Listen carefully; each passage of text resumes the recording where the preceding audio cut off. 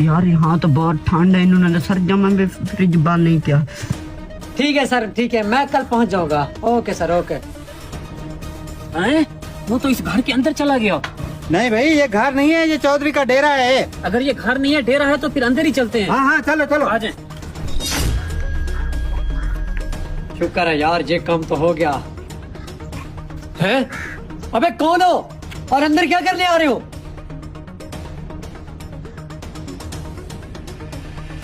अबे कौन है तुम और मुंह उठा के अंदर क्यों चले आए? देखो भाई, अभी एक छोटा बच्चा गेट से अंदर दाखिल हुआ है।